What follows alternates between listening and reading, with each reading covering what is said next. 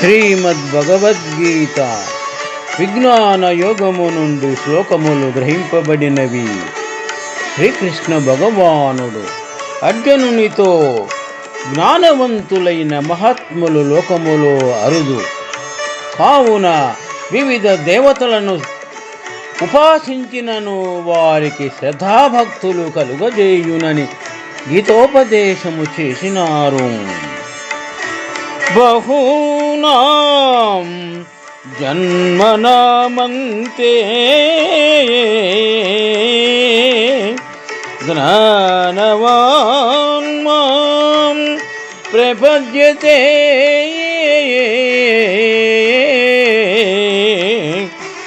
వాసుదేవ సర్వమితి సమహాత్మా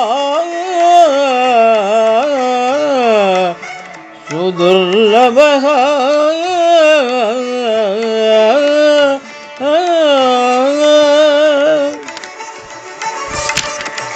యో యో యో తను భక్తగా శ్రద్ధయా తుమిచ్చతి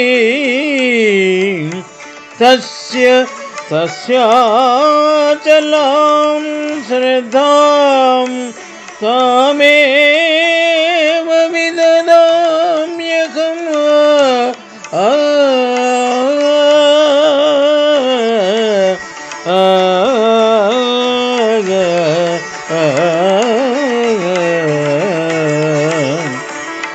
శ్లోకముల భావం.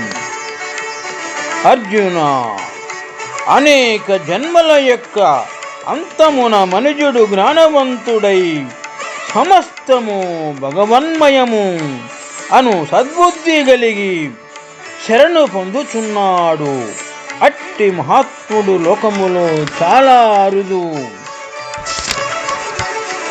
ఏ భక్తుడు ఏ దేవతా రూపములను శ్రద్ధతో పూజింపదలుచుచున్నాడో దానికి తగిన శ్రద్ధనే వానికి నేను స్థిరముగా కలుగజేయుచున్నాను అని ఇక్కడ వివరించినారు.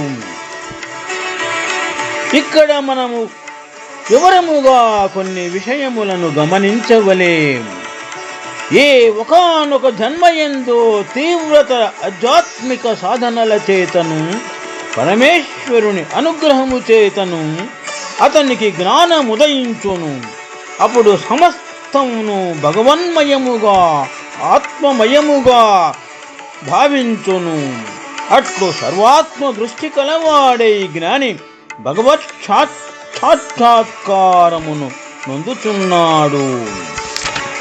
ఇక్కడ మనము మనుజుడు పరమాత్మనుగాక ఇతర దేవతలను ఆరాధించుచున్నంత మాత్రమున వారిపై కినుక వహింపరు భగవానుడు. అతని భక్తిని శ్రద్ధను దృఢపరుచుదునని ఇక్కడ ఈ శ్లోకములో విశదముగా వివరించినారు. ఆ శ్రద్ధను బలపరచదనని శ్రీకృష్ణ పరమాత్మ ఆనతి ఇచ్చినారు. శుభం. బహూనాం జన్మనామంతే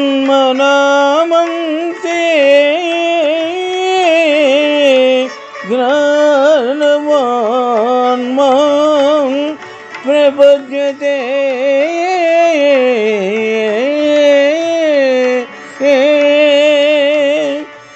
వాసుదేవ సర్వమితి సమహాత్మా సుదుర్లభః.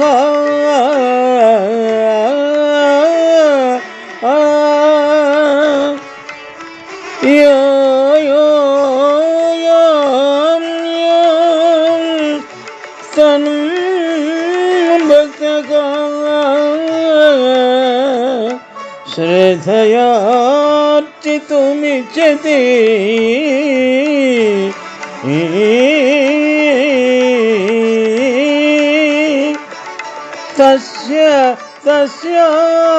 తస్యాచలాం श्रद्धान्तमेव विददामहम्